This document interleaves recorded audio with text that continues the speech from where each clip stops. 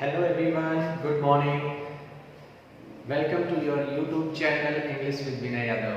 मैं विनय यादव आप सभी का स्वागत करता हूँ, मोस्ट वेलकम करता हूँ आपके अपने channel English with Vinay Yadav में। आज का जो हमारा कॉन्सेप्ट है बहुत ही प्यारा है, बहुत ही खूबसूरत सा है और इस कॉन्सेप्ट में आप लोग समझेंगे कि हम कुछ सेंटेंसेस के अंदर या अपनी कॉन्वर्सेशन के अंदर या फिर अपना जो राइटिंग पार्ट होता है जब हम लिखते हैं तो कुछ मिस्टेक्स करते हैं, ठीक है। हमें लगता है कि वो हमारे सेंटेंस में सही है, लेकिन कहीं ना कहीं वो ग्रामर के अकॉर्डिंग या हम अपने राइटिंग के अकॉर्डिंग कहें तो वो सही नहीं होती है। आज हम इन 4 सेंटेंसेस के थ्रू जो मैंने आपके सामने लिखे हैं इनके थ्रू आप समझेंगे। सबसे पहले आप इनको एक बार रीड करें और अपने आप पे एनालाइज करें कि सेंटेंस जो लिखे गए हैं क्या वो सचमुच सही है या इनमें कोई एरर है। वही चीज आज हम देखेंगे। चलिए आप लोग इसको देखिए, हम फिर डिस्कस करते हैं। ओके, जैसे मैंने सेंटेंस लिखा, usually eat breakfast at 9 AM। The second is I went to her marriage. Third one is have you seen the film, and fourth is I am giving the exam. 4 sentences we have written here. According to you, what do you think? Is there any error in any sentence? क्या किसी भी sentence में कोई error है या आपके हिसाब से आपको लगता है क्या इसमें चेंज है? तो वही हम समझेंगे। फर्स्ट सेंटेंस को देखिए, लेट्स स्टार्ट कि हम फर्स्ट सेंटेंस को देखते हैं। हमने कहा I usually eat breakfast at 9 AM। हमारा जो इसके अंदर एरर है, हमने इस वर्ड को यहाँ लिखा है, वो क्या है? ईट। हमने क्या लिखा है? ईट लिखा है।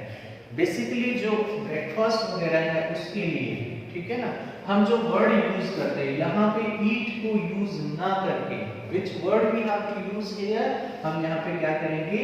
टेक वर्ड का यूज करेंगे, ठीक है। This will be the right sentence. I, एक बार बोल के बताओ अब सेंटेंस क्या हुआ? जी हाँ, बोल के बताइए। I usually take breakfast at 9 AM। समझ में आई बात? दूसरा sentence I went to her marriage. I went to her marriage. अब इसके अंदर ये वाली जो बात है, इस सेंटेंस में ये वाली जो बात है, हम इसको यहाँ गलत कहेंगे। जैसे आप लोग देखते हैं, आपने किसी का कोई शादी का कार्ड, इस बात को ध्यान से समझे, दूसरे वे में अगर इस बात को समझो तो क्या कहते हैं, हमें कई बार शादी का कार्ड मिलता है, इनविटेशन मिलता है और उस शादी के कार्ड पे क्या लिखा होता है? वेडिंग कार्ड या मैरिज कार्ड। तो हम कहेंगे इसमें कि हम उस कार्ड में,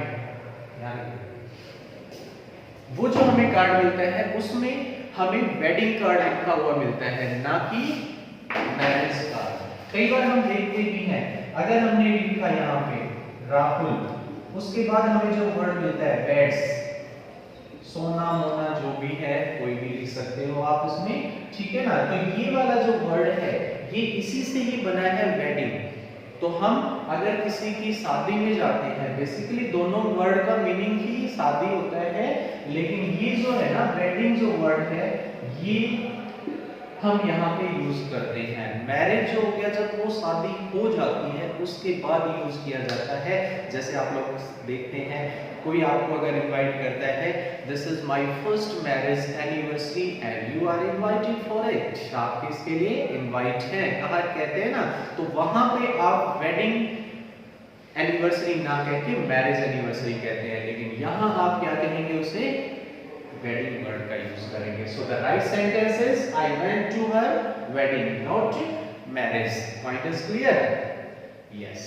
उसके बाद नेक्स्ट हम लिखते हैं have you seen the film. Have you seen the film. जी हाँ, इसमें भी हमें कई एरर दिखाई दे रही है और हम यहाँ पे सीन वर्ड का यूज ना करके और क्या करेंगे? वॉच्ड का करेंगे। किसी भी मूवी के लिए, किसी भी टीवी के लिए, सिनेमा हॉल के लिए, थिएटर्स के लिए, कोई भी अगर वर्ड जो यूज होता है, अगर आप उनको देखते हैं तो उसमें वॉच का यूज किया जाता है। वैसे तो हम देखें तो सी का मतलब भी और वॉच का मतलब ही देखना होता है, लेकिन TV, movie, film, cinema, theatres, इनके लिए हम वॉच का यूज करते हैं। Point is clear? So the right sentence is, have you watched the film? Have you watched the film? अब अगला सेंटेंस आता है, बहुत इंटरेस्टिंग सेंटेंस है और बेसिक सा सेंटेंस है, स्टूडेंट्स के लिए तो खास तौर पे इंपॉर्टेंट है। क्यों इंपॉर्टेंट है बच्चों? क्योंकि एग्जाम अक्सर हम देते रहते हैं, है ना, एग्जाम अक्सर हम देते रहते हैं। इसके लिए आप इस वर्ड के कंसेप्ट को आप समझेंगे, यहाँ पे हम ये वर्ड नहीं करेंगे। ज्यादातर स्टूडेंट्स जब भी एग्जाम देते हैं वही वर्ड यूज करते हैं कि मैं एग्जाम दे रहा हूँ, मुझे एग्जाम देना है ना, तो आप इसमें गिविंग का वर्ड यूज करते हैं, बट गिविंग नहीं होता है। आप इस कॉन्सेप्ट को समझे, एक होता है गिव, एक होता है टेक, ठीक है। इफ यू आर स्टूडेंट, और इस बात को अगर हम इस तरीके से समझें कि अगर आप स्टूडेंट हैं या फिर आप एग्जाम देने वाले हैं, ठीक है ना, आप एग्जाम देने वाले, स्टूडेंट्स ही हो गए, कोई भी जो एग्जाम देता है, एक तरह से हम समझें तो स्टूडेंट्स के लिए, तो स्टूडेंट्स के लिए जो वर्ड यूज होता है बच्चों वो क्या होगा? टेक।